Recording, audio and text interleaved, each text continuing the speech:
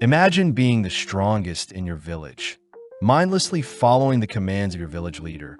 But when you're betrayed by the very people you grew up with, you agree to retrieve the elixir of life in a mysterious paradise in exchange for a free and fulfilling life. The anime opens with a beheading, an execution that requires a high degree of skill, but strangely, something goes wrong. As the executioner swings his blade, he's horrified to see his blade snap upon clashing with our MC's neck, Gabimaru. Gabimaru is clearly depressed, wondering why he still has to suffer, especially living a life filled with bloodshed. Taken back to his cell, we see Sajiri Yamada as Seaman profiling Gabimaru, uttering that Gabimaru was born a shinobi in the village of Awagakure, and breaking a blade with his flesh isn't too uncommon for someone from Awagakure. Sajiri asks if Gabimaru can show off some of his ninjutsu, but Gabimaru refuses, eventually taken out to be executed by burning. Gabimaru acknowledges that death by burning is quite tortuous, as the victim is forced to endure pain until the toxic fumes take them out. But in the present, the men seem to be having trouble with burning Gabimaru, as it seems only his clothes are affected. In his cell, Sajiri is forced to avert her eyes whilst recording the events that happened today, asking Gabimaru about his past. Gabimaru says his parents were slain when he was a child by his village chief, a mystery he has yet to solve. Plus, as a shinobi, Gabimaru had no emotions and hunted as he was told to. Sajiri asks how Gabimaru was captured, hearing that Gabimaru wanted to leave his village, but his fellow shinobi ended up betraying him, something Gabimaru believes the village chief had orchestrated. Up next, Gabimaru is to be executed by bulls, a method where the victim is ripped apart by two mighty bulls. When Gabimaru's execution starts, he subtly pulls back against the bulls, completely ruining his execution, but this makes Sajiri call out Gabimaru for lying, seeing as he clearly has the will to live. Sajiri asks for more information on the reason why Gabimaru wanted to leave his village, and seeing as there is no point in hiding it, Gabimaru reveals that since he was the strongest in his village, the village chief had asked for his daughter, Yui, to marry Gabimaru. Gabimaru was disgusted at how naive Yui was, annoyed that Yui had tried teaching him proper etiquette and manners, and so Gabimaru left the village to get away from her. When Gabimaru had told the village chief of his departure, the village chief had requested Gabimaru take on one final task, but that was when his fellow shinobis had cornered and captured him.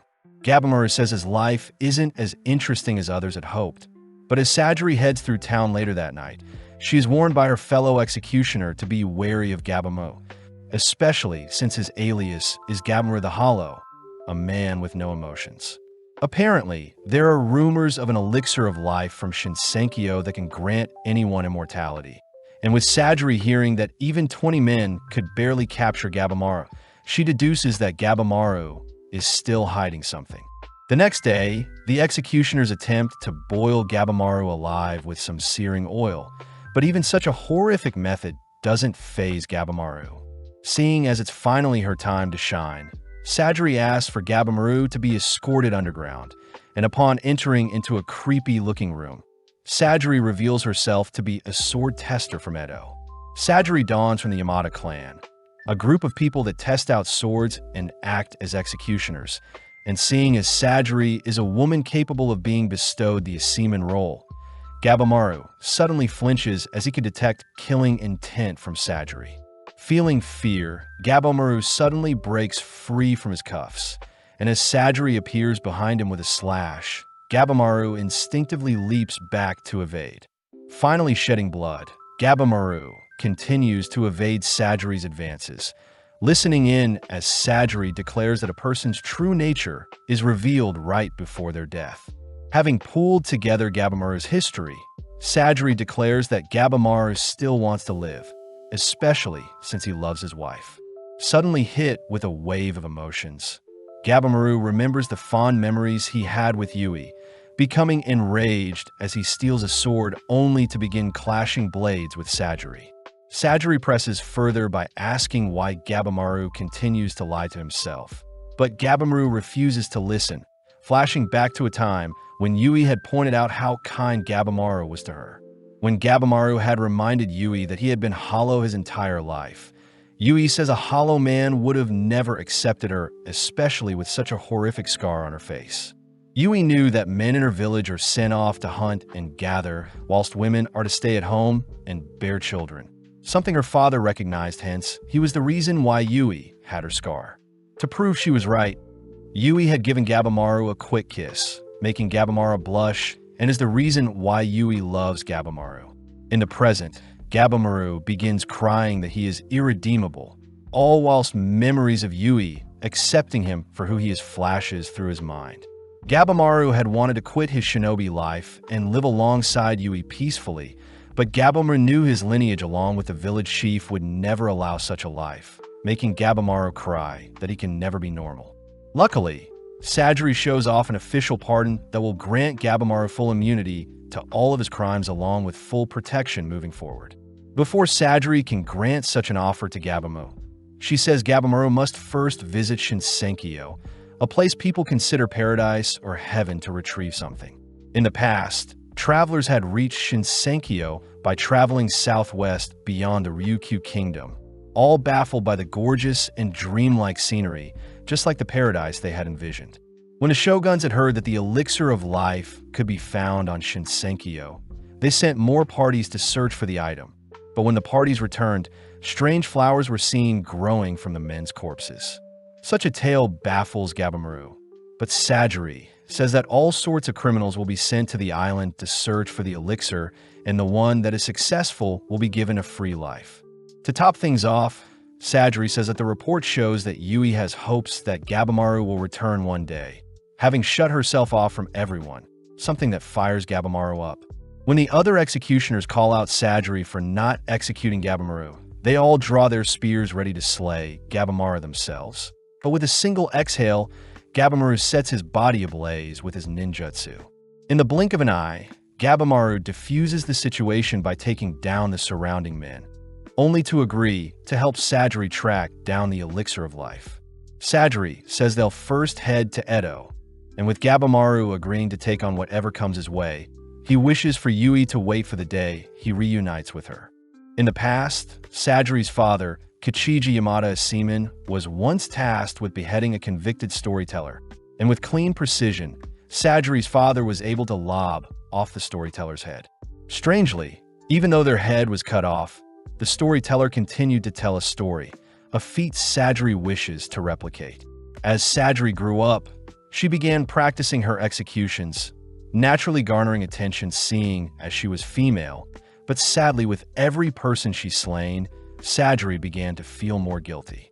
Aizen Yamada as Seaman had advised Sajiri to not fear her actions, but during her next execution, Sajiri had performed her duties as normal, but Aizen utters that the fear within her is causing Sajiri to give the convicted a painful death.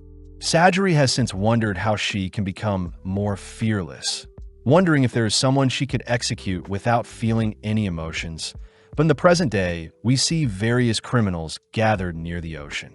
The announcer first introduces the 11th Taishigun, Tokagawa Nariyoshi, but hearing that name, the gathered criminals begin booing the man. Off to the side, Sajiri notices that Tanio Saikichi, a burglar amongst the crowd, along with Nikimaru the arsonist, Kido Shuken the murderer, plus various other deadly criminals. Silencing the criminals, the announcer says the person who successfully retrieves the elixir of life will be given a life pardon in the form of a certificate, a statement that catches everyone's attention. Sajiri suddenly spots Adachi Matagoro, a criminal that targets women and children for pleasure, someone that makes Sagiri wonder if she would feel guilty putting down.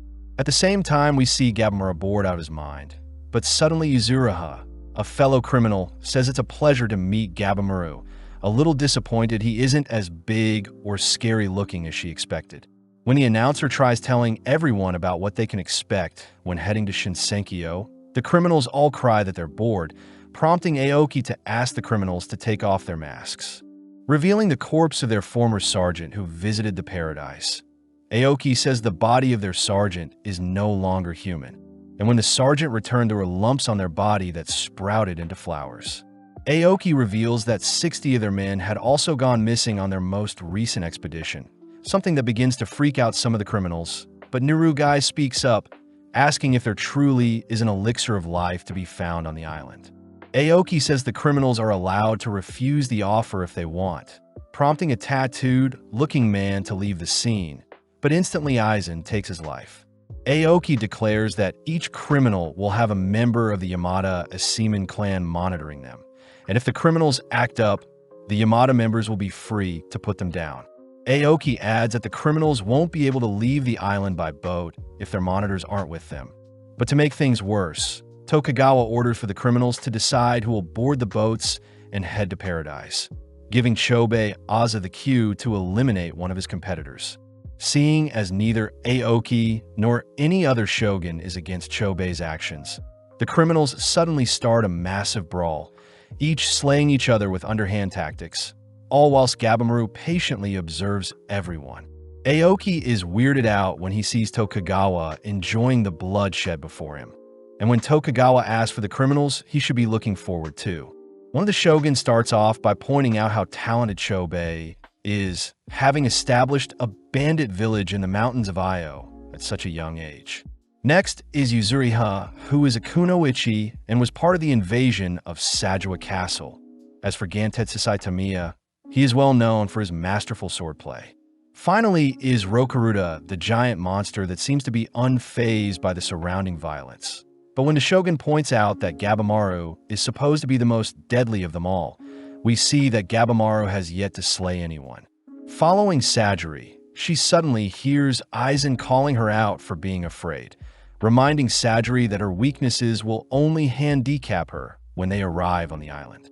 Aizen declares that Sajiri isn't fit to wield a sword, reminding Sajiri of her upbringing as members of the Yamada clan at a very young age are tasked with testing swords, beheading criminals, and making medicine from corpses.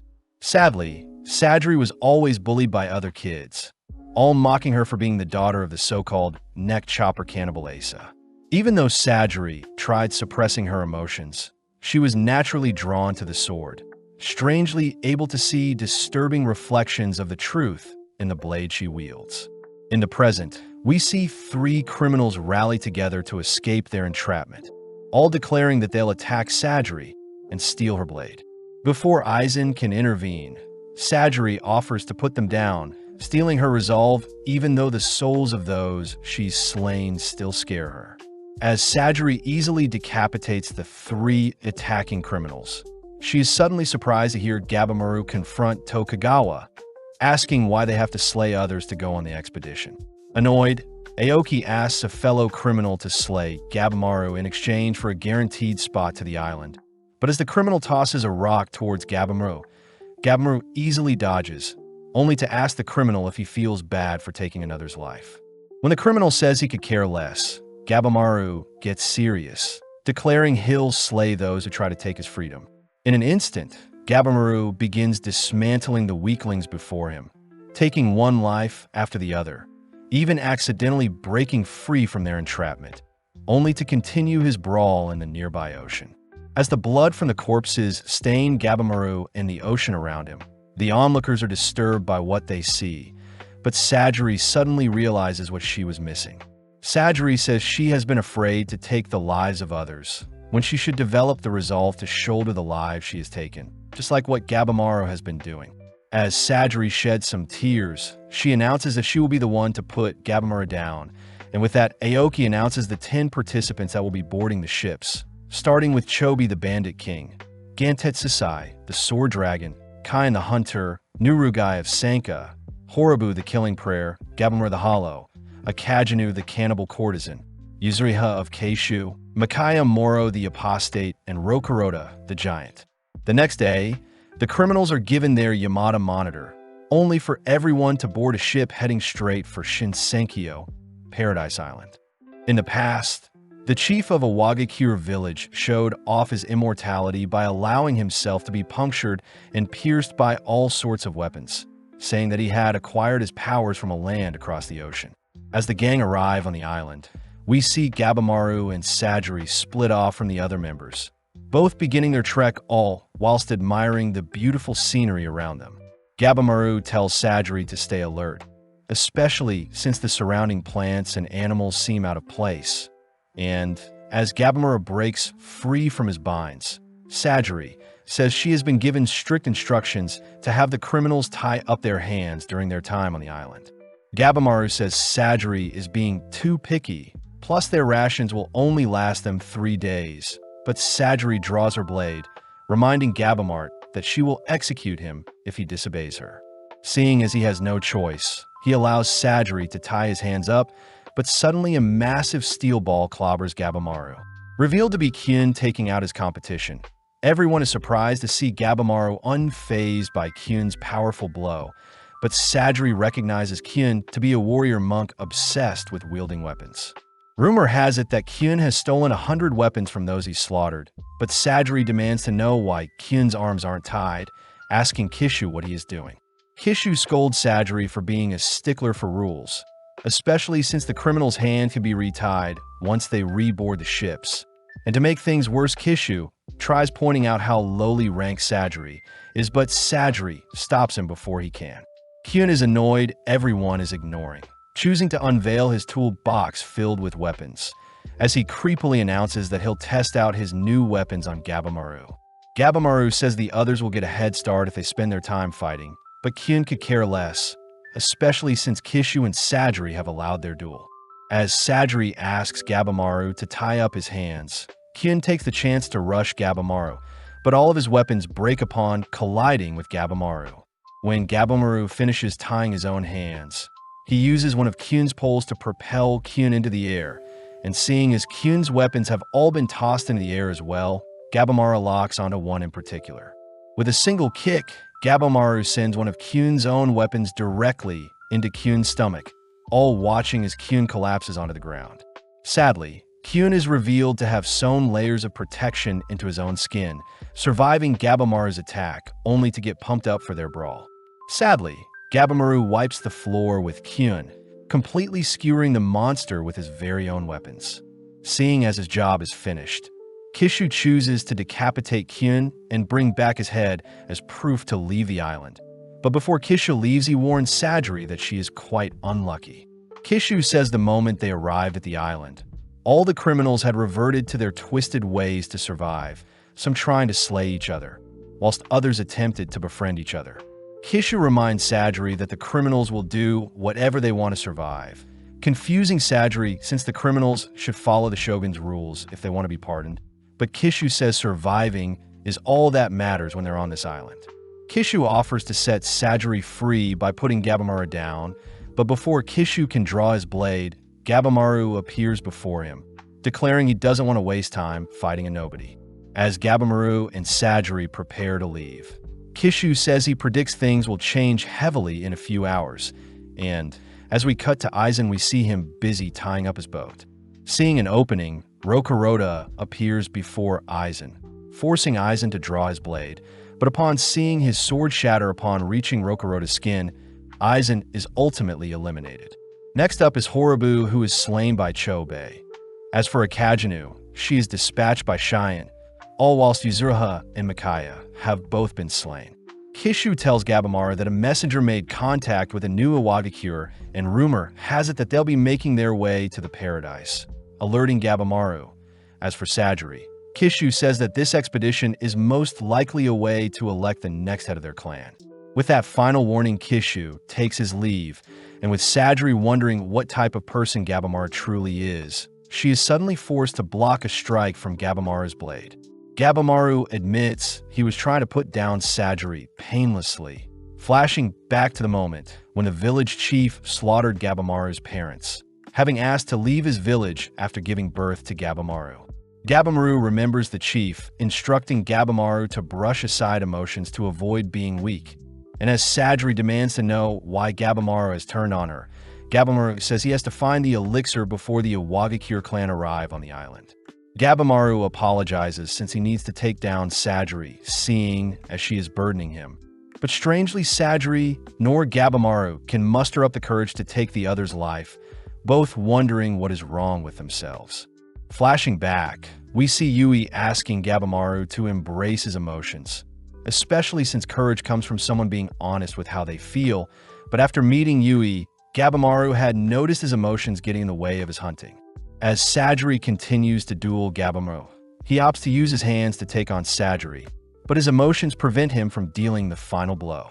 With each blow, we see Gabimaru pulling his punches, cursing himself for being so weak. Stealing his resolve, he manages to shatter Sajiri's blade, but when he attempts to cut her down, Sajiri manages to save herself by blocking with her sheath. Sajiri calls out Gabimaru for being pathetic, and seeing as he has no other choice, Gabimaru manages to mount Sajiri, readying himself to don his hollow form. With every ounce of hatred in his body, Gabimaru relies on his instincts to plunge his blade into Sajiri, completely entranced by the village chief's influence, but still he is unable to take Sajiri's life. Strangely, memories of Yui sway Gabimaru to drop his blade, but this makes Gabimaru tremble as he fears his emotions will prevent him from reuniting with Yui. Sajiri corrects Gabimaru, as she believes Gabimaru has become far more stronger now, especially since he is attempting to change. With Sajiri's words hitting home for Gabimaru, she manages to convince Gabimaru to sheath his blade, both calling a truce as Sajiri says she wants to see Gabimaru change for the better. Elsewhere, we follow Fuchi and Gantetsusai encountering some strange-looking statues, but when a butterfly lands and stings Gantetsusai's hands, Gantetsusai gets a strange feeling. Instantly severing his own hand, Gantetsusai points out the disturbing human face on the butterfly, and just as Gantetsusai predicted, his lobbed-off hand begins to sprout flowers. At that moment, the island begins to rumble as various creatures begin to flock around the intruders of their land, forcing everyone to stay on high alert as strange anomalies make themselves known. In the past, no one would mess with Gantetsusai as he had honed his swordplay masterfully, even drawing the attention of Lord Tatsumi, who recruited Gantetsusai as one of his officers. Gantetsusai agreed, seeing as he was given a place to stay and food, but during an evening of drinks with Tatsumi, Tatsumi had questioned if Gantetsusai was even capable of slaying a dragon. Pissed, Gantetsusai had destroyed the dragon carving Tatsumi had owned, ultimately putting a bounty on Gantetsusai as Tatsumi sent his men to arrest Gantetsusai. Hearing that Gantetsusai will return one day and mess with Tatsumi more, Fuchi is weirded out by Gantetsusai's reason for living. Gantetsusai asks what the tools Fuchi had brought with him, but Fuchi brushes aside the question, declaring that he is ranked 9 amongst his peers. Fuchi says the tools he's brought are for dissection, swiftly drawing his blade, which alerts Gantetsusai, all whilst ordering Gantetsusai to not look down on him. Seeing Fuchi's resolve, Gantetsusai simply begins to head through the forest, making Fuchi ask what Gantetsusai has planned. Gantetsusai announces that he'll start off by eliminating his competition, something Fuchi had expected, especially since these expeditions are like creating insect poison, with the most poisonous insects surviving till the very end. Back in the present, we see Gabimaru and Sajiri prepare to face off against a fish-looking monster with prayer beads, both weirded out by the island's inhabitants. When the fish sends multiple arms after Gabimaru, Gabimaru is forced to evade, landing a lethal kick on the fish's head. Sadly, the monster manages to grab hold of Gabimaru, slamming him onto the ground. Sajiri tries backing Gabimaru up, but Gabimaru orders Sajiri to stay back, reminding her he is basically invincible. Seeing as the fish is unfazed by the hole in its head, Gabimaru remembers Rule 5 of the Shinobis, recognizing he shouldn't engage with unknown enemies. Distracted by Sajiri, Gabimaru is binded and tossed around once more, but before he can give Sajiri the order to flee with him, our duo realize they've been surrounded by smiling monsters in all directions. Sajiri can't help but feel lightheaded, checking to see what Gabimaru plans to do, but seeing as there is no way out, Gabimaru gets serious. Igniting himself with his flames, Gabimaru begins dismantling the monsters around him, crying out that he needs to survive no matter what. Entranced by the scenery around her, Sajiri barely manages to evade a monster that has snuck up on her. But having let her guard down, Sajiri is suddenly surrounded by smaller-looking creatures. Taking note of Sajiri's predicament, Gabimaru reasons he should just let Sajiri be slain. but his emotions refuse to allow such a thing, forcing Gabimaru's body to move and rescue Sajiri. Before Sajiri can thank Gabimaru, a tentacle from the fish monster attempts to strike Gabimaru from behind, but Genji appears, slaying the fish monster. Senta and Yuzuriha appear alongside Genji, all impressed. Gabimaru was able to hold off the smiling creatures, but as Gabimaru thanks them for saving him, he asks why Yuzuriha has two people monitoring her. Yuzuriha asks Gabimaru to not be so frightened, especially since she is a fellow ninja, and when Yuzuriha tries seducing Gabimaru, Gabimaru instantly avoids her seduction tactics. Yuzuriha says their team of 5 will give them a greater chance at survival, but Sajiri asks why Yuzuriha has two people with her. Genji introduces himself as a rank 8 seaman, revealing that his original criminal Mikaya was seduced and slain by Yuzuriha, so he reasoned he should help watch over her. Sajiri accuses Genji of being seduced by Yuzuriha, all while Senta introduces himself as the rank 5 amongst their cohort. Seeing as there may be greater monsters to slay, everyone agrees to team up, but when Yuzuriha tries getting all touchy with Gabimaru, he once again pushes her away. Hurt, Yuzuriha manages to trip and pull Gabimaru in close, reminding Gabimaru that only one of them can return with the elixir, therefore they should make the most of their time together. Gabimaru wonders why they should trust Yuzuriha moving forward, but Yuzuriha offers up the intel they've gathered, declaring that the bugs on the island are the most dangerous of them all. Apparently, the human-faced bugs can poison people whilst causing them to hallucinate, something Yuzuriha found out when she used Mikaya as a test subject. As for the centipedes and other creatures, they're basically harmless, another revelation thanks to Mikaya. To top things off, Yuzuriha had played dead to lure and slay Mikaya. Senta adds that most of the statues on the island are a mix of Buddhist and Taoist designs. Strange since both religions are quite different, and seeing as there's more information they'll need to gather, Yuzuriha promises to disclose anything she knows. Gabimaru demands to know why Yuzuriha is so desperate to cooperate with them. Hearing that Yuzuriha has a younger sister with an incurable disease, and in order to provide for her sister, Yuzuriha became a shinobi and joined a prestigious clan. Immediately, Gabimaru calls Yuzuriha out for fabricating her past, something Yuzuriha admits is true, as she says she simply doesn't want to die young. Realizing how strange Yuzuriha is, Gabimaru demands to know what she did to Mikaya. But Yuzuriha refuses to disclose the experiments she performed on the poor soul. Gabimaru says he'll need to keep an eye on Yuzuriha, but as the gang discuss their next course of action, we see Sajiri off to the side questioning how she can help the team. Feeling strange and lightheaded, Sajiri suddenly collapses, only for us to cut to Toma, who is an outsider that was acknowledged by the Yamada clan for his exceptional swordplay. Aizen said Toma needed to execute someone to be an official member of their clan, ultimately allowing Toma to request that Chobei be the person he executed, revealing that Chobei is actually Toma's big brother. When Toma had told Chobei he only needed to retrieve the elixir to be pardoned for life, Chobei immediately accepted, cutting to the present day, where Chobei is seen manically tearing through the statue like monsters. Toma highly respects his big brother, even praising him for staying strong when the lord they served in the Edo castle became corrupt. To make things worse, their mother had passed due to their poverty, and their father was executed alongside the corrupt lord. Luckily, Chobei was a smart boy, having one day been captured alongside Toma by some bandits. But instantly Chobei was able to charm his way into working with the bandits. Over time, Chobei was caught, but even still Chobei had sacrificed himself so Toma could live a good life and return to rescue him. Seeing the unlimited swarm of monsters approaching them, Chobei instructs Toma to flee with him. And as our brotherly duo duck and weave past the creatures, Toma ends up getting caught. Sadly, Chobei leaves Toma to fend for himself, something Toma doesn't fault Chobei for doing as he makes his final stand, but surprisingly Chobei returns to help, having retrieved a bigger axe from a monster's corpse.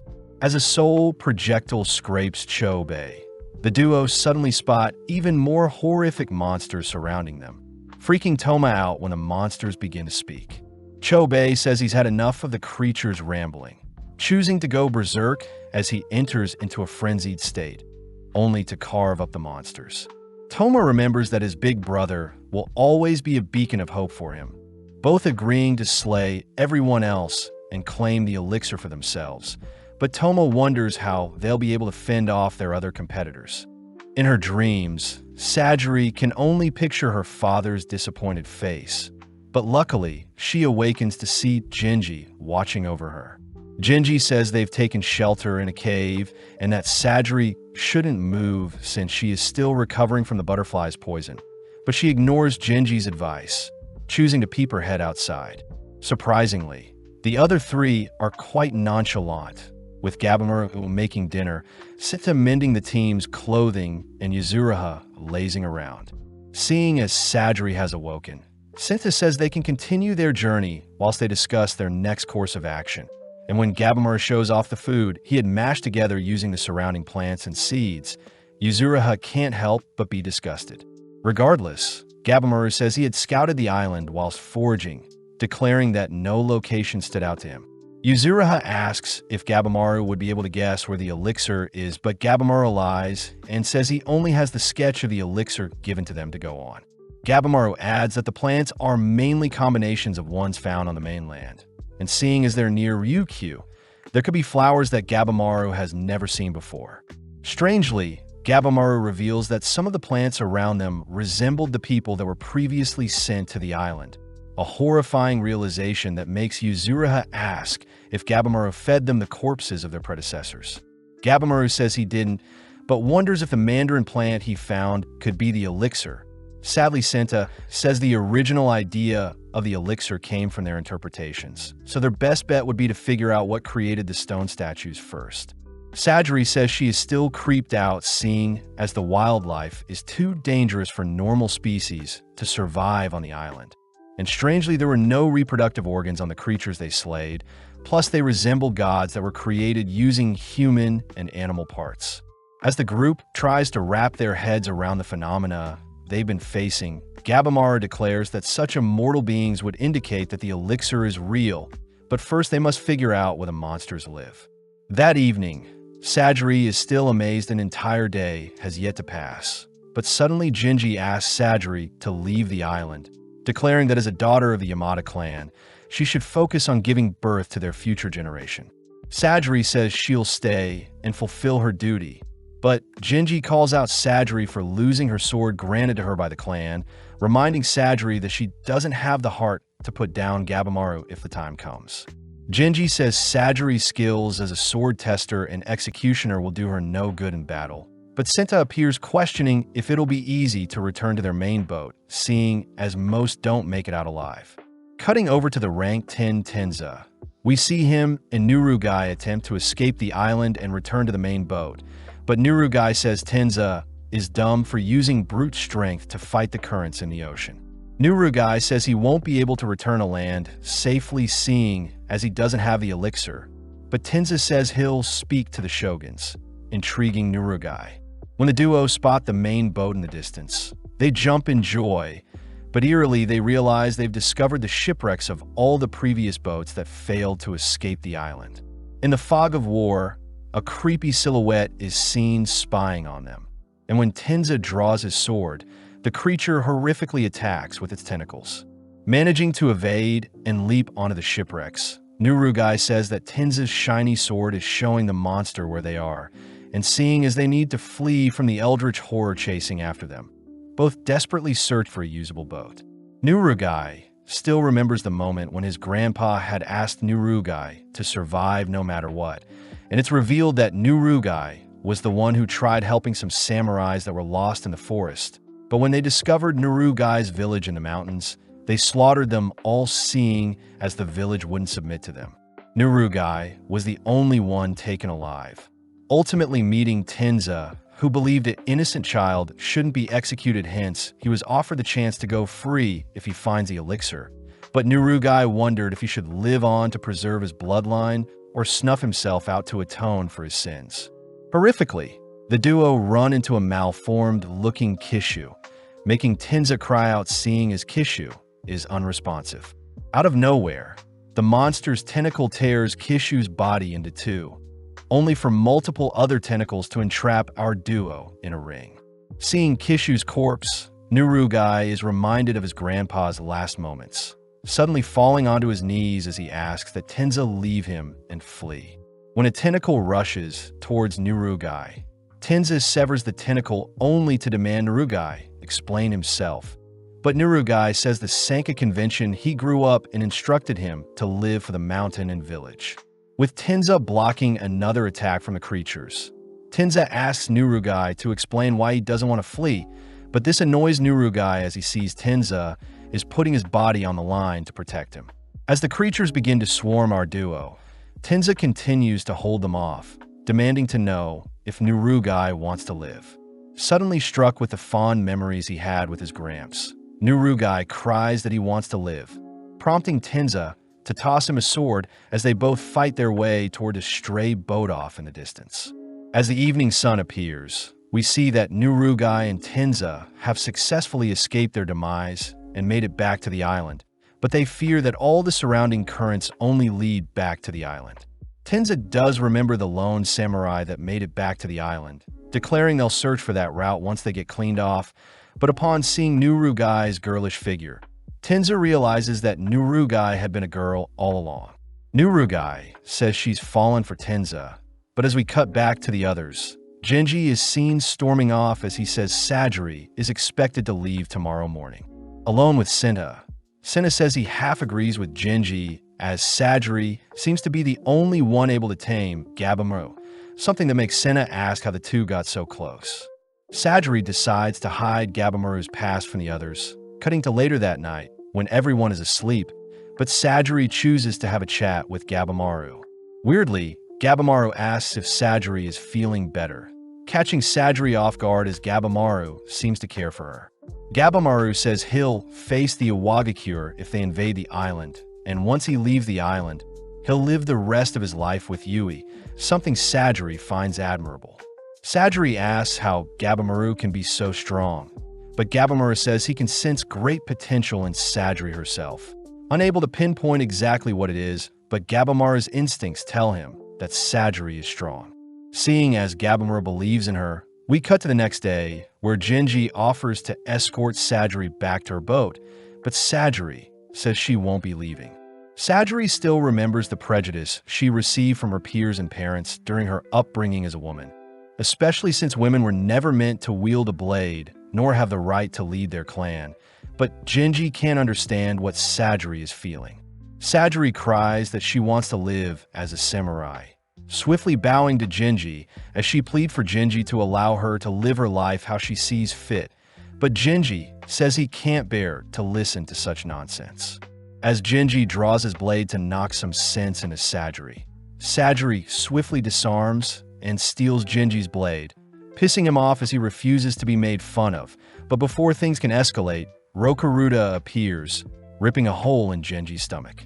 In the past, we see that Rokuruda would always eat, eventually growing up and being unable to control his powers to a point where he slayed his own parents. In the present, Genji had pushed Sajiri away from Rokuruda's attack, tanking the entirety of the blow as he was flung brutally into a tree. Seeing as Genji is on the brink of death, Genji cries for Sajiri to run, but Rokuruda has snuck up on her preparing to attack. Right on cue, Gabimaru appears, knocking Rokuruda aside, horrifying Sajiri when she realizes Aizen was meant to be watching over the giant. Seeing as Rokuruda is clearly agitated and unharmed, Gabimaru declares he'll have to take the bout seriously. And seeing as Shinobi Rule 9 is accurately analyzing enemies' abilities, Gabimaru says he'll test to see what Rokuruda is capable of. In a mere second, Rokuruda rips a tree out from the ground, nonchalantly launching it towards Gabimaru. And as he evades, he cries for Sajiri to get to safety and leave Genji's body. Gabimaru is a little annoyed that Yuzuriha is watching idling by, something she is proud of as she begins cheering Gabimaru on, and seeing as Rokuruda has only brute strength, Gabimaru says he'll only have to focus on predicting Rokuruda's swings. Strangely, Rokuruda begins changing up the speed in which he attacks, forcing Gabamaru to stay on the defensive, as he realizes that Rokuruda is more capable than he seems. Testing out a theory, Gabamaru employs his stone-throwing technique, but the deadly projectiles simply bounce off Rokuruda's thick exterior. Seeing as Gabamaru's other ninjutsus are basically useless against such a formidable opponent, we cut to Sajiri, who desperately tries to stop Genji's bleeding, but Genji says it's too late. Genji takes the chance to point out how nurturing Sajiri is, but Sajiri cries she has always wanted to embody the responsibilities of both men and women, shocking Genji as he finally realizes what Sajiri was trying to tell him earlier. Genji chooses to give Sajiri his blade, an item that is meant to represent a warrior's soul, and seeing as Rokuruda probably slayed Aizen, Sajiri must be the one to take the giant down. Back with Gabamaru, he is unable to get close to use his flames on Rokuruda, fearing that he'll be snuffed out the moment he gets too close. But surprisingly, one of Rokuruda's fingers are severed, revealed to have been Sajiri who had targeted one of Rokuruda's joints. Seeing as Rokuruda does have weak points after all, both Sajiri and Gabamaru agree to work together, all while Senna says he would like to tend to Genji's wounds, but Yuzuriha calls Senna out for telling a bold-faced lie. Yuzuriha says they can flee if the others lose, and seeing as Rokuruda's finger wound has already stopped bleeding, Gabamaru says they'll cut Rokuruda at the legs to make him kneel only to take the giant down with a single blow to his neck. As Gabamaru draws Rokuruda's attention, he buys time for Sajiri to sneak over to Rokuruda's legs, but her slash fails to breach the giant's skin. Seeing as her attack was filled with emotion, Sajiri says she needs to rid herself of all emotions, all whilst Rokuruda retaliates with some projectiles of his own. Although our duo can evade, Gabamaru notes his fatigued legs. As for Sajiri, she still fails to make a cut on Rokuruda's body. Sajiri cries they need to make Rokuruda kneel over before she can cut his nape, but suddenly Rokuruda's stomach begins to growl, causing the giant to bawl his eyes out as his cries create deafening sound waves. With everyone in the vicinity covering their ears, Gabamaru is suddenly caught off guard as Rokuruda pounds him into the ground. And even though Gabamaru seems fine, he suddenly begins spewing out blood as the impact from the single attack was too much for him. Seeing as Gabamaru is unable to move, Sajiri rushes to intercept Rokuruda's next attack, and as she sees her life flash before her eyes, she comes to the realization that her attacks can both be filled with emotion and reason. Masterfully, Sajiri manages to parry Rokuruda's next attack, only to duck a second incoming slam. Taking a deep breath, Sajiri braces and calms her mind, emitting an aura that frightens Gabamaru all whilst impressing Yuzuriha, as Senta says her ranking was originally meant to be 12th. Senta admits that Sajiri was placed last due to her status as a woman, but after she has removed any hesitation, it's apparent that her skills surpass even most masters. As Sajiri brawls with Rokuruda head-on, Gabamaru is completely blown away by how Sajiri is moving, and when Rokuruda loses footing and falls on his back, Sajiri rushes to capitalize. Sadly, Rokuruda leaps away before Sajiri can slice his neck, but seeing as Gabamaru is back online, Gabamaru says they'll need to employ a high-risk tactic to take down the giant. Stepping up, Gabamaru sets his heart ablaze, only to begin infusing each of his attacks with his purgatory flames. Kicking various flaming rocks, swinging a fiery tree, and even blowing a breath of flame towards the giant, Gabamaru begins to set the surrounding area on fire. Having realized what Gabamaru was planning, Yuzuriha and Senate are seen fleeing the scene, all whilst Gabamaru's flames spread rapidly throughout the island. Yuzuriha had realized that the smoke from the flames would ultimately rise up and begin suffocating Rokuruda due to his tall stature, and seeing as they'll be able to outlast the giant by keeping low to the ground, our duo watches as Rokuruda coughs and cries out in agony. Giving in, Rokuruda finally collapses to his knees, squirming and gasping for air, but this gives Sajiri the perfect chance to cut his neck. When Rokuruda tries attacking Sajiri, Gabamaru blocks and pins Rokuruda to the ground, allowing Sajiri to calm herself and perfectly decapitate the giant. As Rokuruda's life flashes before his eyes, we learn that Rokuruda was actually cursed by extreme hunger, something that led him to be alone his entire life. As a last act of sympathy, Sajiri graciously asks Rokuruda to sleep for eternity, but Gabimaru is more concerned about the vicious flames encasing them. Seeing as they must flee the scene, Gabimaru leads the way for Sajiri, and seeing as both Genji and Aizen have passed, Sajiri promises to live and carry on their legacies. Not even a few minutes later, our duo hide from the statue monsters that seem to be heading over to the fire they created, strange seeing as animals normally avoid danger at all costs.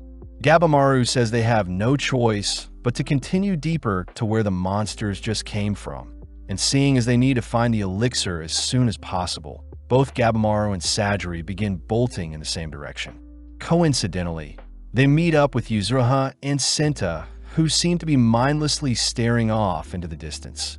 And when Gabimaru and Sajiri join them, they all become speechless upon discovering a village on the island. Cutting over to Chobei, he is seen drinking the blood of the monsters he's slain, all whilst Toma explains the possibility of hermits and outcasts that may live on the island. Suddenly, Chobei detects some movement off in the distance, and when our brothers head over to inspect the sound of the noise, they're horrified to see two seductive-looking beings embracing each other. Taofar and Ju-Far glare at the brothers when they realize they're being watched, both suddenly speaking as they demand to know how humans have made it to their location. But before Tao can invite the brothers to join them, Ju declares they will eradicate the brothers. Back with Gabimaru, he says they need to figure out if the inhabitants of the village are their enemies, all whilst a mysterious figure listens in on their conversation. Immediately, Gabimaru turns to face the figure, prompting the figure to run off, but Gabimaru sprints after them.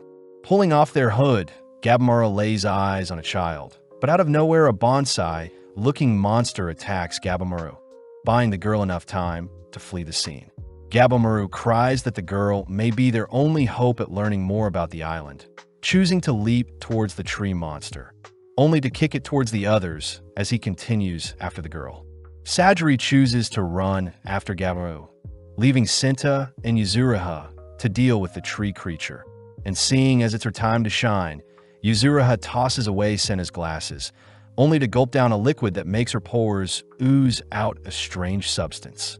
With Gabimaru hot on the girl's tracks, he manages to catch up to her, noting how familiar she is when navigating the island. When the girl tries striking Gabimaru, he nonchalantly catches her hand, but surprisingly, she manages to flip and restrain Gabimaru, something extraordinary for her size. Sajiri tries calling out to the girl, reassuring her that they mean no harm, and when the girl stops to face Sajiri, she is revealed to have charged up a punch. As the little girl swings her mighty fist, Gabimaru swiftly intercepts the blow, but he still receives the impact from the punch, an abnormal occurrence similar to the strength Rokuruda exhibited. Having barely been able to keep conscious, Gabimaru is pissed that the little girl is giving them so much trouble, choosing to retrieve some vines only to bind and string the girl up. Funnily enough, Gabimaru's cold glare causes the girl to cry, allowing Sajiri to step in and nurture her. As Yuzuriha comes to fetch her duo, she reports that she was able to take down the tree monster, and as the gang waits for the girl to warm up to them, Huko the tree monster suddenly asks for Mei to be returned to them. Huko promises to take them to their village and feed them, and seeing as their village has a bath, our gang gladly follow Huko back to its village. Although skeptical, Gabimaru says this may lead to more information on the elixir, and upon reaching the abandoned, mist-looking village, Huko says they'll show off their home to the gang. Strangely, Huko says their village was very different 1,000 years ago, shocking the gang to see such antique-looking items in Huko's home. As Mei wakes up, Yuzuriha demands to take a bath first, completely melting away her sorrows as she indulges in a hot, steamy bath. Gabimaru is annoyed they're taking a break, but Sajiri seems to have been swayed by the hot bath as well, gladly joining Yuzuriha as she feels guilty for taking a break while still on the job. As Mei hands a girl some towels, we cut over to Senta, who yearns to take a sip of water, but Gabimaru says they need to be careful. When Huko presents an assortment of plump fruits, Senta can't help but drool, But although Gabimaru is hesitant, Huko says they aren't poisoned. Gabimaru asks how Huko knows Mei, but Huko refuses to answer, and before Gabimaru can ask about the location of Elixir, the entire gang sits down to enjoy a meal like a family. Huko starts by revealing that the land they're on is called Kotaku, and it's a location that Huko has lived on all their lives. Gabimaru asks if the elixir truly exists, something Huko confirms as it is commonly known as tan on the island, but Gabimaru demands to know where they can find it. Huko starts by explaining that the island is comprised of 3 regions, an outer region comprised of shore and woods known as Aishu, the middle section where their current village is located called Hojo, and finally the intersection filled with mist called Horai, and is also where they'll be able to locate the elixir. Gabimaru gets quite excited seeing as he'll get to reunite with Yui, but he is still skeptical, asking Huko if he can provide any proof. Huko says the immortal Tensins are beings that can never perish or age, and they're the primary proof that the elixir exists. And as we follow the brothers, they're seen helplessly fighting off against Ju, one of the Tensin. Huko says the monsters they fought prior are known as Sashins, whereas the Tensin are completely on another level, a disturbing fact since the Tensin won't allow any humans to leave the island. With Ju slaughtering Chobe and Toma, we see Gabimaru demand to know more about the Tensin, but Huko says they're beings that can command the Sashin and punish the guilty, and by turning the corpses of the people they slay into flowers, the Tensin can create more elixir. With Toma and Chobe being tossed into a pit filled with deformed humans, he desperately tries to free Chobe from being wrapped up in roots, all whilst Huko shows off the regenerative blessing he received from the elixir. When Gabimaru tries interrogating Mei, Sajiri and Yuzuriha scold him for doing something so inhumane, cutting to later that day, where Gabimaru is heading to take a bath. Gabimaru is weirded out seeing as Sajiri still needs to monitor him, but the duo are still unable to wrap their heads around the concept of the immortal Tensins, especially since Senna had pointed out that most of the concepts on the island are foreign Taoist terms. Regardless, Gabimaru says he needs to clean off first, but upon entering the bathhouse, they realize Mei is already inside. Gabimaru could care less seeing as people of all ages and genders would bathe together in his village. But when Sajiri inspects Mei's body, she is saddened to see both Gabimaru and Mei's bodies in rough shape. Taking charge, Sajiri says Gabimaru will need to scrub his body first, only to turn to Mei, suddenly applying a mix of oil and ash to help clean out her hair. Although Gabimaru doesn't like the idea of taking breaks, he still remembers a time when Yui would help him wash his back, all whilst telling Gabimaru to relax when he can, that way he'll be ready when he needs to fight. Gabimaru also remembers how his wife would conceal her face scar with her hair, something he had asked Yui to stop doing, especially since such trivial things don't bother him, and such a declaration meant a lot to Yui. In the present, Gabimaru asks Mei to be proud of the scar she's received as well, something that ultimately makes Mei warm up to Gabimaru, as he actually doesn't seem that scary of a man. Following a younger-looking Tenza, he was born into poverty and always considered trash by those who walked past him on the streets.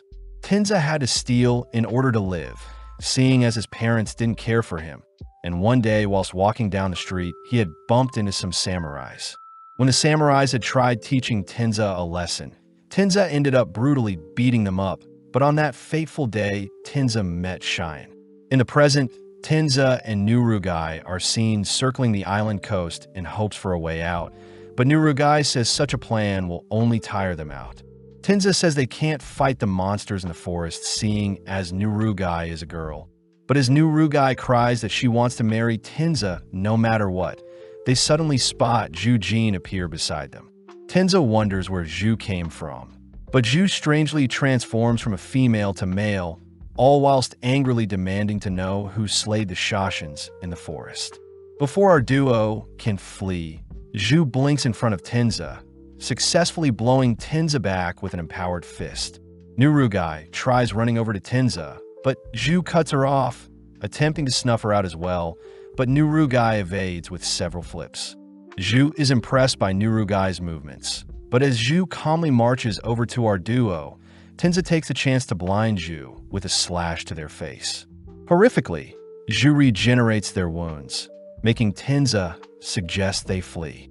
Tenza starts off by dashing towards Zhu, instantly carving and slashing at Zhu's limbs, something that buys him enough time to flee with Nurugai into the forest.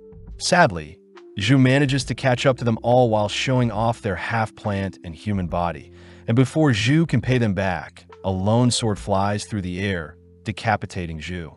Cheyenne appears, ordering our duo to run, and when Nurugai asks who Cheyenne is, Tenza reveals that Cheyenne is his master, and interestingly enough, Cheyenne is blind and navigates using his other senses.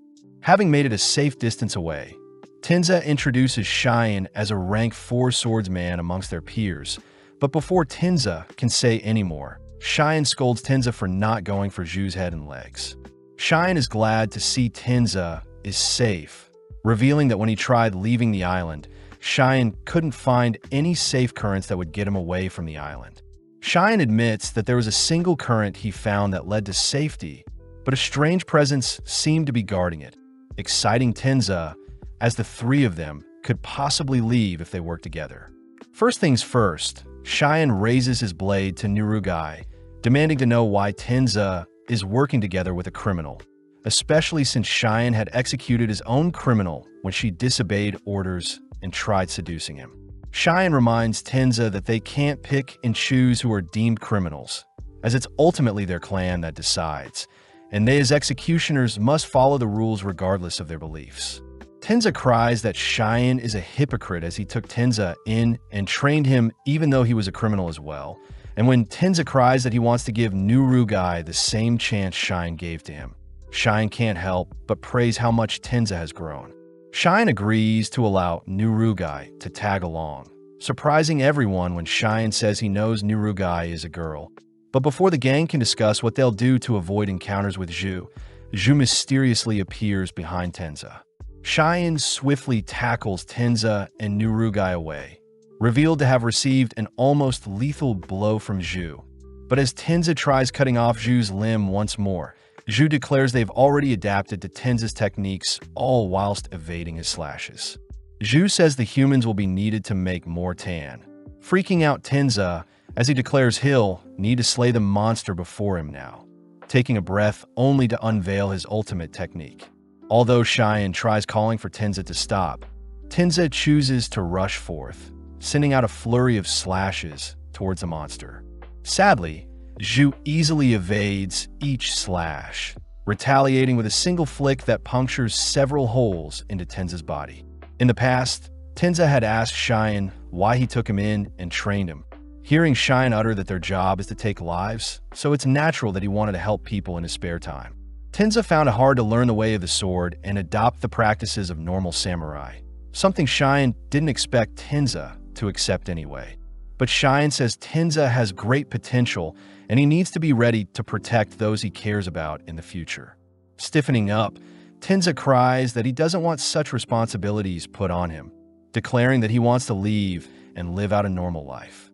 Understanding Tenza's pleas, Cheyenne says if Tenza can land a blow on him any time in the future, Tenza is allowed to leave as he pleases. The next morning, Tenza is seen attempting to sneak away from the dojo, but is caught by Aizen, who asks Tenza to accompany him for a morning walk. Aizen could care less if Tenza leaves or not, but as they stroll through a graveyard, Aizen shows off the grave of Cheyenne's former student. Aizen says the student's name was Tez Shin, a rebel just like Tenza, and sadly at the time Tez Shin wasn't given enough attention, so he left the dojo. Although things were calm for a time, Cheyenne was one day tasked with an execution, but when he prepared to execute the criminal he was assigned, Cheyenne had realized it was Tez Shin, his student. Aizen says Cheyenne was forced to follow through and put down his student, a sad end to Teshin's life as Tez Shin had returned to being a criminal when he left the dojo, and Tenza is meant to be Cheyenne's attempt at righting his wrongs. Later that day, Cheyenne was surprised to hear that Tenza wanted to spar him, both spending the rest of the day dueling each other as Tenza eventually grew quite close to Cheyenne. In the present, Tenza collapses to his knees, barely able to feel his fingers as the pain from his chest is making his vision go blurry. Tenza realizes that they'll all be slain if he falls, so as Tenza steals his resolve, he pushes himself forward to buy the others time. Punch after punch, Tenza manages to mount and pummel Zhu into the ground, but with a demonic-looking grin, Zhu blows another hole into Tenza's stomach. Seeing as Cheyenne is ready to avenge him, Tenza desperately cries for Cheyenne and Nurugai to flee, and when Cheyenne finally understands what he must do, Cheyenne chooses to run away with Nurugai, all whilst Tenza continues to stall Zhu. Completely defeated, Tenza wonders how great his life could have been if he got the chance to raise students of his own. But with Cheyenne and Nurugai escaping the scene, Nurugai demands to know what Cheyenne left the student. Cheyenne cries that he'll make Zhu pay for what they've done, all whilst Tenza is seen sleeping in a pool of his own blood, and as Tenza's final memories flash through his head, we learn that Tenza was ultimately able to disarm and land a strike on Cheyenne in the past. But Tenza had chosen to stay and train with Cheyenne instead of leaving the dojo. Back in the village, we see Senta stressed out, even after reading all the books they found left behind. That night, whilst the girls sleep, we see Gabimaru and Senta on lookout duty, but when Senta falls asleep, Gabimaru gets impatient, choosing to head towards the center of the island alone. Dashing through some thick fog, Gabimaru continues south, but suddenly stops when he enters into a clearing filled with strange voices. Gabimaru realizes that there are tree creatures praying before him, and weirdly, they aren't moving, reminding Gabimaru that Senna had warned the gang against exploring further until they figure out more about the island. Gabimaru fears he is running out of time, continuing deeper into the fog, all while someone seems to be tailing him. Not too long after, Gabimaru runs into a man-made building, something Huko had predicted as the center of the island is still meant to be quite preserved for those living in it. As Gabimaru reaches out to the door in front of him, he suddenly realizes that Zhu has appeared behind him, but luckily Zhu says they're too exhausted to engage in another fight. When Gabimaru asks if humans can truly be made into the elixir, Zhu sparks up, immediately rushing Gabimaru with an empowered palm. Gabimaru chooses to parry the blow, following up with a powerful kick that sends Zhu's head spiraling. But Zhu simply continues to hunt Gabimaru down. Seeing as Zhu can regenerate infinitely, Gabimaru employs his flames to incinerate Zhu. But before Gabimaru can turn away, Zhu sneaks up on Gabimaru even with their burnt body. Zhu manages to combo and slam Gabimaru into the walls of the building before them. And when Zhu regenerates all of their wounds, they're surprised to see Gabimaru still standing. As their duel continues throughout the desolate wastelands, Gabimaru is able to keep up with Zhu, something that excites Zhu as it's been ages since a human was comparable to them. With Zhu refusing to answer any of Gabimaru's questions, Gabimaru begins to grow tired, desperately racking his brain for a solution to outwit the being before him. Whilst attacking Zhu, Gabimaru strangely mimics Zhu's technique from earlier, managing to empower a kick that does a decent amount of damage to Zhu. Zhu realizes that Gabimaru himself doesn't know what he is capable of, and seeing as he can't let Gabimaru get the better of him, Zhu unveils a hidden technique, suddenly striking Gabimaru with an invisible projectile. The sheer impact of the projectile sends Gabimaru to his knees, and when Zhu begins firing hundreds of similar strikes at Gabimaru, Gabimaru cries that such a power is similar to Maze. Gabimaru desperately tries to leave the blast zone, but Zhu manages to clobber Gabimaru with a lethal blow, a strike that blurs Gabimaru's vision. Envisioning Yui cheering for him, Gabimaru musters all his strength and begins rushing towards the eye of the storm, only to begin exchanging blows with Zhu. Gabimaru declares he'll destroy Zhu faster than they can recover, successfully knocking Zhu down only to demand to know where the elixir is. Creepily, Zhu smirks, beginning to call forth several flowers to begin encasing their body. In mere moments, Zhu has morphed into a disturbing amalgamation of flower and monster, swiftly letting out a surge of electricity that ruptures the surrounding area. With a roar, Zhu clears the dust cloud formed from the explosion, but Gabimaru is still standing. When Gabimaru tries leaping in for a kick, Zhu simply blocks only to electrocute Gabimaru once more, sending Gabimaru clinging to whatever remaining life he has left. Gabimaru tries activating his flames to deal with Zhu, but his body screams out in agony, allowing Zhu to bombard Gabimaru with strikes all whilst he begins to lose consciousness. Waking up, Gabimaru notices Yui beside him, glad to see that everything was a dream. When Yui tries serving Gabimaru some tea, he apologizes to Yui, declaring that he may not be able to make it home after all. In the present, Zhu has restrained Gabimaru and is preparing to tear him apart, but surprisingly Gabimaru is still able to cut Zhu up. Remembering Rule 20, Gabimaru declares he'll muster up all of his strength and take down Zhu before he kicks the bucket, reflexively setting his heart ablaze as he attempts to burn Zhu up. Sadly, Zhu simply drops Gabimaru, allowing his flames to die out, only to charge up another electric shock to end Gabimaru. Right on cue, Mei appears, choosing to protect Gabimaru by erecting a barrier only to flee the scene, having leapt off the nearby cliff. Choosing not to pursue them, Zhu is clearly annoyed that Mei rescued a human. But as the sun begins to rise the next day, we see Sajiri disappointed that Senta had let Gabimaru flee. Senta deeply apologizes, suggesting they go search for Gabimaru. But Yuzuriha says it would be foolish, as it'll be quite hard navigating the thick fog in Horai. Luckily, Huko offers to join them, uttering that Mei may have gone after Gabimaru. Setting out straight away, Huko leads the way, all whilst Yuzuriha asks Huko to disclose more on these mysterious Tensen, especially since they may run into them soon. Huko says that the Tensen are 7 hermits, beings that are capable of changing their genders as they see fit. And as we cut to the Tensens, they're seen chatting away the day, only for Rain to appear, asking everyone to make their reports. The Tensens all report that peculiar humans have arrived on their island, and when they hear that many Sashins have been slain, Zhu blames Zhu for not keeping a closer watch on the humans. Zhu states that Zhu is very incompetent, suddenly blowing their head off as they hear Zhu was using too much Tao and even had to undergo their Kishikai transformation to survive. Rain orders everyone to settle down and not harm each other, seeing as their family.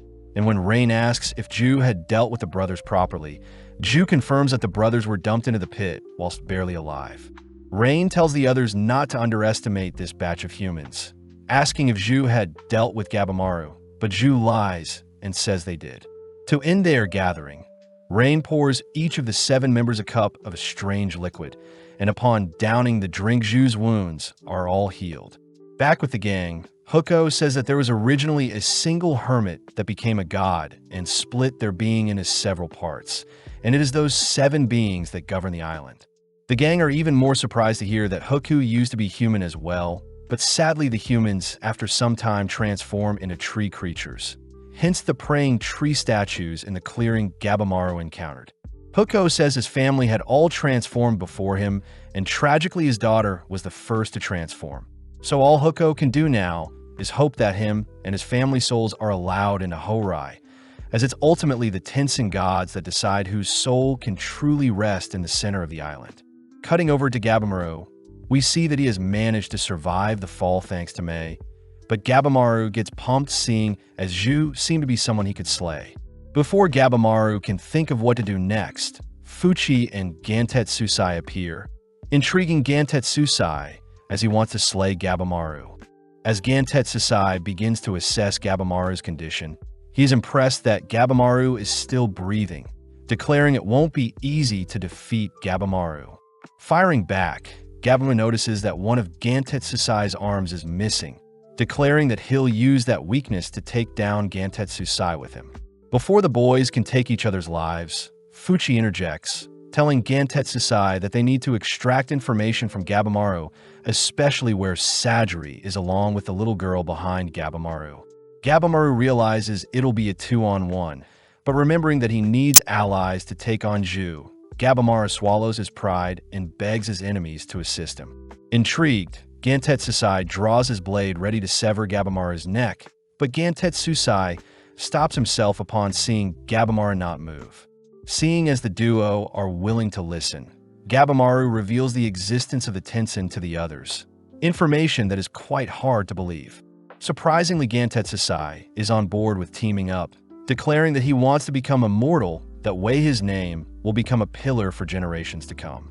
With Fuchi interested to study the bodies of the immortal Tenshin, the trio agree to unite their strengths, but at that moment Mei awakens. Strangely, Gabimaru sees that Mei has grown substantially since they last spoke, swiftly rushing to ask Mei various questions. Seeing as he is scaring Mei, Gabimaru backs off only to thank her for saving him. And now that he's calmed down, Gabimaru asks what connections Mei has to the Tenshin.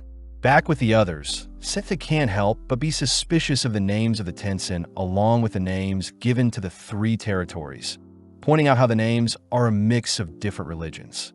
Sentha says the various relics and religious pieces they saw on the island are too jumbled, reminding them of Mikaya, who tried creating his own religion in an attempt to overthrow the existing shoguns.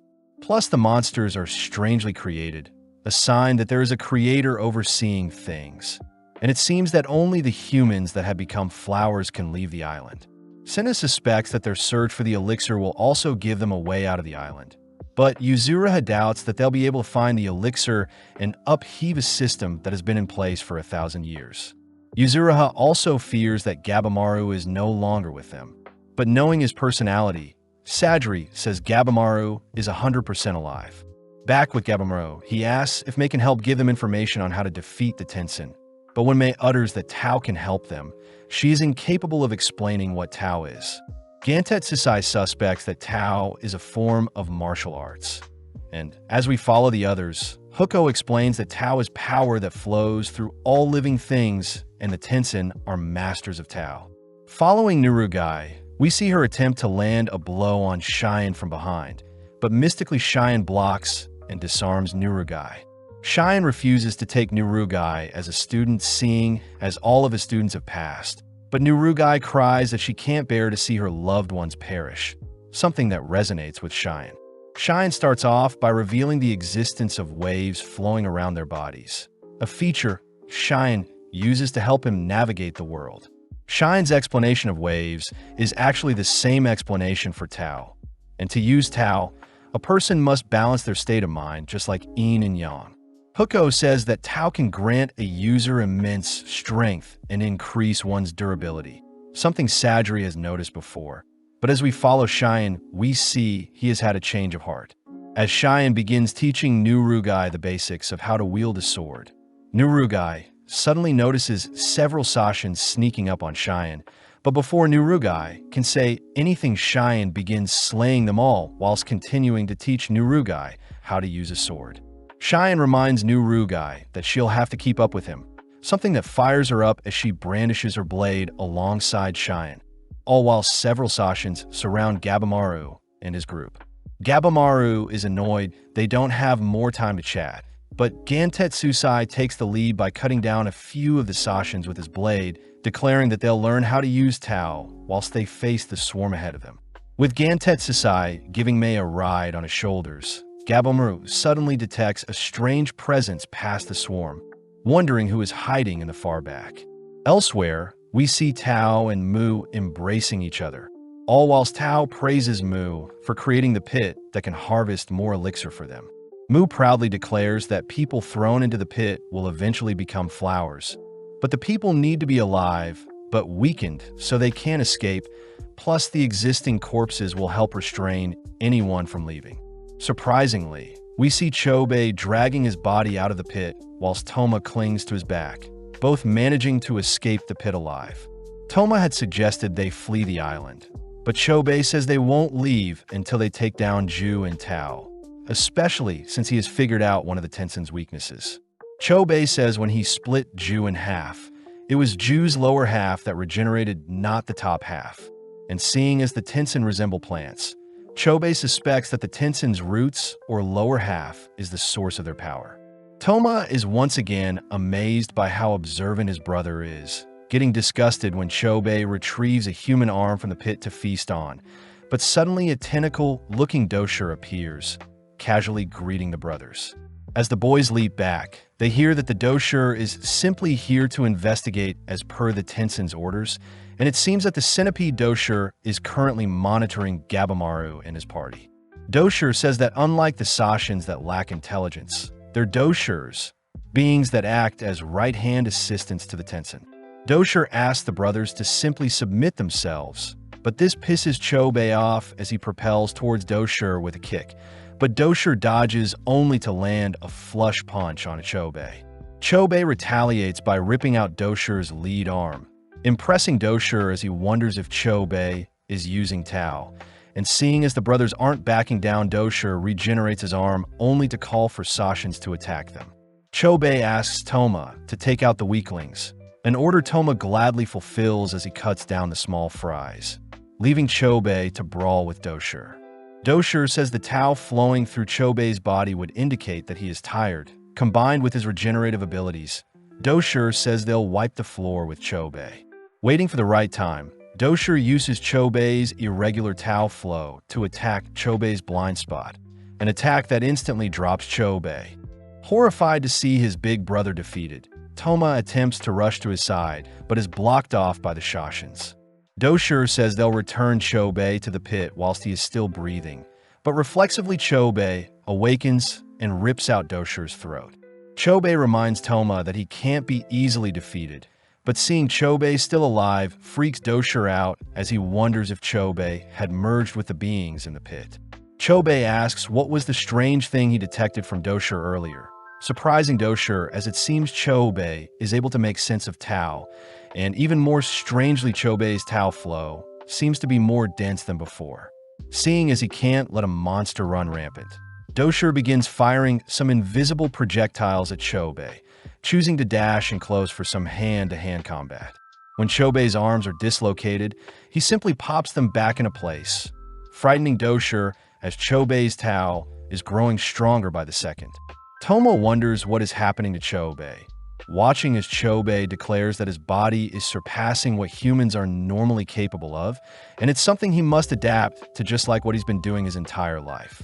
In the past, when Chobei and Toma were captured by some bandits, they had tried tormenting the boys by placing scars on both of their faces.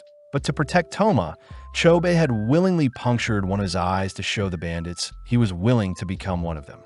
In the present, whilst Toma holds off the Shoshin from intervening, Chobei rushes towards Doshir, even charging through the strange projectiles Doshir sends at him. Focusing in, Chobei aims for Doshir's stomach, confirming that the monsters they'll have to face share the same weak point in the navel area of their stomachs.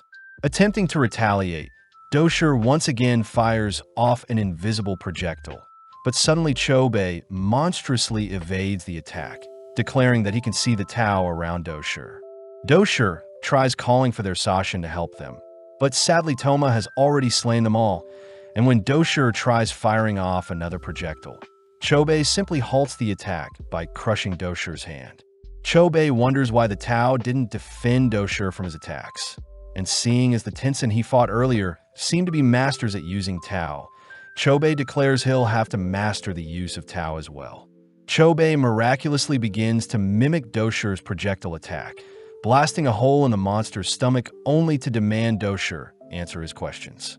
Off to the side, Toma can't help but fear the type of monster Chobei has become, swiftly rushing over to help Chobei tie up Doshir, all whilst noting the strange vine markings he had acquired whilst in the pit. Back with Mei, we see she has the same vine markings as well, but as she rides Gantetsusai's shoulders, she scolds Gantetsusai for not balancing his attacks. Seeing Gabamaru dismantle the Sashins with his martial arts, Gantetsusai admits that Gabamaru is quite strong, but sadly Mei says Gabamaru isn't balancing his attacks either. Off to the side, Fuchi gets to work dissecting the monster's corpses, only to report that each Sashin has a unique internal structure, meaning each creature has their own weak points. Gabamaru can't help but wonder what Mei is hiding, having caught a glimpse of her true power before he fainted atop the cliff, but seeing Gabamaru glare at her, Mei begins to cry. Gantetsusai demands that Gabamaru be more nice to Mei, but Gabamaru says he's already nice to her, both continuing to slaughter the monsters, all whilst Mei tries telling them their attacks are too strong. The centipede Doshir seems to be inspecting the boys' movements, but upon seeing that Mei is with them, Doshir tries a sneak attack, but Gantetsusai has already detected and blocked the attack. When Gantetsusai tries swatting Doshir away, Doshir manages to evade and drag Mei away with their jacket. Surprisingly, Doshir gently places Mei down, only to ask where Mei has been, declaring that Mei was originally banished from the palace 1,000 years ago, but she eventually went missing from Horai entirely. Doshir said Rain had forbidden anyone from searching for her, but Doshir is glad to have reunited with Mei, especially since Mei doesn't belong with the humans. Doshir reveals that Mei feeds off humans to survive, just like the Tenshin. And as Doshir begs Mei to return and lead them, we see Gabamaru completely speechless. Gabamaru feels betrayed, seeing as Mei may be hiding more things from them. But seeing the poor girl crying, Gabamaru's body moves on his own. Having stepped in front of Mei, Gabamaru chooses to protect the poor girl, admitting that he doesn't know Mei's true intentions, but he can't stand idly by and let Mei be taken away. Annoyed, the centipede Doshir calls for the butterfly Doshir to appear, and within a single second, both Doshirs call for their armies of butterflies and centipedes to swarm the area. Gantetsusai is excited, seeing as he can enact his revenge on the being that took his hand from him. And before Gantetsusai can rush the Doshirs, he is struck by the invisible Tau projectile. Gabamaru realizes it's the same attack Zhu used on him, and as Gabamaru begins brawling with the centipede Doshir, Gantetsusai takes on the butterfly Doshir. Taking a quick break, the Doshirs declare that humans aren't fit to protect Mei, but Gabamaru says he is simply returning Mei the favor for rescuing him. But this annoys the Doshins as they declare that Mei is essential for their Tau training. The Doshirs reveal that it takes 5 steps to master Tau, with the final one being the balance of yin and yang, and can be achieved with intercourse between men and women. It's revealed that the Tenshins have been using intercourse to further increase their Tau mastery over the years. This would also explain the Tenshins' abilities to shift genders, seeing as they need to balance the yin and yang when embracing each other. Disgustingly, Gabamaru and the others realize what type of training Mei will be used for if she is captured, as the Doshir need a female partner to train, and it's revealed that Rain was the one who inflicted the scar onto Mei, seeing as she was banished for only housing yin energy in her. Gantetsusai cries that he'll slay the disgusting monsters before them. And before Gantetsusai can ask Gabamaru to join him, the air around Gabamaru begins to spark, seeing as Gabamaru is quite pissed off. Sensing danger from their enemies, the Doshirs morph their bodies into horrific-looking beings using their false Kishikai technique. With both boys pumped up, Gantetsusai starts off by cleaving at the butterfly Doshir's wings, but the attack misses as the Doshir's wing disperses into butterflies that rush Gantetsusai. Although Gantetsusai evades the swarm, he is suddenly weakened, having accidentally inhaled the butterfly's poison. At the same time, Gabamaru works on breaking through the centipede Doshir's thick exterior, managing to blow away one of the Doshir's arms. But the centipede Doshir retaliates with multiple Tau blasts that Gabamaru still can't see. Grouping up, Gabamaru helps Gantetsusai fend off the attacking butterflies with a wall of fire. But as Gabamaru tries to rack his brain for a solution to defeat the beings before them, Fuchi cries that they're straining themselves too much. Fuchi says Mei wants their minds to be both strong and weak, and seeing as Gabamaru still doesn't understand, Mei takes hold of Gabamaru's hand, attempting to show him what Tau feels like. Fuchi adds that Gabamaru needs to weaken his mind, something that reminds Gabamaru of Sajiri asking him to give into his emotions and accept his weaknesses, a revelation that unlocks Gabamaru's ability to see Tau. Now ready, Gabamaru coldly marches towards the Doshirs, prompting the Doshirs to blast him with their Tau projectiles.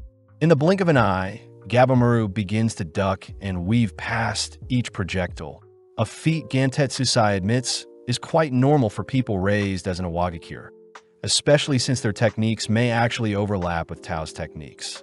As Gabamaru charges towards the centipede Doshir, he begins to read the Tau flowing around him, nonchalantly blocking a punch only to shred a portion of the centipede Doshir's arm. The Doshirs realize that Gabamaru may be on par with the Tenshin, both rushing to attack Gabamaru, but Gabamaru easily kicks both of them aside. Seeing no way out, the Doshers agree to disclose anything Gabimaru asks of them, starting off by revealing that there are 3 Doshers in total that were sent to spy on the humans. As the Centipede Dosher talks, they try one final sneak attack to take Gabimaru and Gantetsusai with them, but the boys react fast enough, leading Gabimaru to burn up the Butterfly Dosher, whilst Gantetsusai cuts down the Centipede Dosher. Elsewhere, we see Huko has led the others to the palace in Horai, and upon entering through the gates, the gang are mesmerized by the abundance of gold. Out of nowhere, Huku's head is lobbed off, revealed to have been Mu, who had been waiting for them. Mu congratulates the gang for being the first humans to reach the palace in over 1,000 years. But having sensed Mu's absurd aura, Yuzuriha chooses to flee. Sadly, Mu appears in front of Yuzuriha, restraining her only to ask her to calm down, but this makes Sajiri draw her blade. Huko warns the gang that Mu is a Tensen, and seeing as Huko's transformation is speeding up due to damage he received, Mu takes the chance to reveal that the villagers that transform into wooden beings have no chance of reaching Horai in the afterlife. Manically, Mu says Huko and his village were all a part of an experiment, suddenly calling forth other human experiments that help bind Yuzuriha. Mu says they're Kyoshi, servants created from low-quality humans. As for the higher-quality humans, they're needed to create more Tan. Mu is intrigued to hear the gang refer to Tan as the Elixir, uttering that there is no such elixir since humans that consume Tan become wooden beings like Huko. Sajiri is heartbroken, seeing as Gabimaru may never be able to be pardoned, and as Mu prepares to restrain the gang, Yuzuriha manages to escape her bind with a substitution technique, only to toss several knives at Mu, finishing off by decapitating him. Yuzuriha apologizes for running earlier, snapping Sajiri out of her daze, as they all agree survival is the most important thing. But before they can leave the scene, Mu has already finished regenerating. Seeing Yuzuriha up ahead, Mu sends his Kiyoshis to swarm her, only to detonate them and blast Yuzuriha with an ooze. Luckily, Yuzuriha had evaded, but Mu realizes Yuzuriha can see people's Tao, something Yuzuriha had considered chi up until now. Mu gets excited to play with Yuzuriha some more, but Senna steps up, declaring that as the rank 5 executioner he'll be fighting as well. Sajiri is surprised that Senta drew his blade to stand up for Yuzuriha, but before Sajiri can ask Senta how he feels about Yuzuriha, Mu pushes Sajiri into the palace. Mu tries befriending Yuzuriha by offering to teach her the basics of Tao, but Senna has already closed the distance, swiftly cutting off Mu's limbs. Yuzuriha takes the chance to slurp down a drink, emitting a strange slime from her body, only to use her excretions to her advantage. Having encased Mu in the slime she produced, Yuzuriha reveals that she had drank Snake's poison, and now she can excrete and use the poison to her advantage, completely melting away half of Mu's body. Sadly, Mu simply begins to regenerate, forcing Senta and Yuzuriha to work in tandem to defeat Mu, but the duo only get in the way of each other. Seeing an opening, Mu snatches up Yuzuriha only to use her body to knock Senta back, uttering that Yuzuriha's techniques are lackluster since she is yet to master Tao. With Mu flexing his absurd control on Tao, we follow Sajiri, who is barely able to stay on her feet, desperately asking Huko if the Tensen have a weakness. Seeing Huko refuse to respond, Sajiri reminds Huko that they still need to find Mei after, something that sways Huko. Mu praises Yuzuriha's substitution technique. He uses a similar one, but sensing Sajiri from behind, Mu leaps to avoid her slashes. Mu is bored seeing Sajiri's predictable movements, but Sajiri chooses to toss her blade, puncturing Mu's belly, only to follow up by slicing at Mu's tanden. Huko cries that the region around the belly is where all the Tao originates, but Mu apologizes, seeing as such weak attacks without the use of Tao cannot harm him. Mu announces that no one present has enough Tao to defeat him, but Sajiri says she's figured Mu out, suddenly overflowing with an absurd amount of Tao as she slashes at Mu. Frightened, Mu deflects the slash and leaps away, wondering who Sajiri is as he realizes something about the girl. Yuzuriha and Senta realize the wound Mu just received isn't healing, leading Sajiri to announce the aura she felt for Mu is the same Gabimaru and Rokuruta produced prior. Sajiri says she'll be the one to slay Mu, exciting Mu as he says Sajiri's slash seems to have poisoned him. But to make things fair, Senta and Yuzuriha offer to assist Sajiri. In the blink of an eye, Mu employs a technique to make himself invisible, suddenly appearing before Sajiri, but Yuzuriha has already binded Mu. Yuzuriha recognizes the technique to be similar to her substitution technique, and as Sajiri prepares to cut Mu down, Mu simply blows her away with a roar. When Mu sends his Kiyoshis to deal with Yuzuriha, Senta intercepts and puts the attacking beings down, forcing Mu to bite off his own arm to blast Yuzuriha with some Tao. Yuzuriha uses Senta to help evade the projectile, leaving Sajiri to begin slashing at Mu. But Mu says her attacks are predictable. Right on cue, Senta and Yuzuriha both take off one of Mu's legs each, forcing him to leap into the air to evade Sajiri. But this leaves him wide open as both his arms are cut off. Sajiri now begins to calm herself as she prepares to cut down Mu. But Mu manages to propel himself into the air, swiftly regenerating as he switches genders. Whilst levitating, Mu bombards the surrounding area with hundreds of projectiles, forcing the gang to run for cover. With her vision blurring, Sajiri is seen out of breath, realizing that her breathing technique is slowly draining too much from her. Before Sajiri can faint, Yuzuriha reminds Sajiri that they're very close to slaying Mu, pointing out how scared she must be to be flying in the air where Sajiri can't reach her. Taking the lead, Yuzuriha downs another drink only to dash towards Mu, firing out some webbing, but Mu simply retaliates with another hail of projectiles. Mu mocks Yuzuriha for not fleeing, but Yuzuriha had waited for the perfect timing to drag Mu out of the sky, sending her smashing into the ground below. Before Sajiri can reach Mu, Mu reverts to his male form ready for combat, but Senta manages to sneak up and restrain Mu. Having closed the distance, Sajiri aims directly at Mu's stomach, perfectly cutting it open and officially putting Mu down. In the aftermath, the gang fear how strong the 6 other Tensins may be, all while Sajiri feels a strange exhaustion come over her. Yuzuriha wonders if the gold in the palace can make up for the non-existent elixir, all while Sajiri and Senta sit down for a chat, allowing Sajiri to ask if Senta has feelings for Yuzuriha. Senta says he always dreamed of becoming an artist, but having been forced to work under the Yamadas, Senta eventually became an executioner and sword tester. Sadly, Senta hated the idea of taking another's life, hence why he began studying other religions. But eventually his dreams and passions became out of reach. It was then when he met Yuzuriha, a girl that could see right through his mask, and is someone he admires seeing as he wants to be free just like her. Sajiri is amazed that such a formidable executioner like Senta had such a peculiar dream, both agreeing to do their best and survive till the very end. But as we cut over to Gabimaru and the others, we see Fuchi scolding Gabimaru for slaying the only lead they had. Gantetsusai doesn't want Mei to guide them towards the other Tensin in fear of what they may do to her, but Gabimaru asks if there is anything she wants him to fulfill as thanks for teaching him Tao.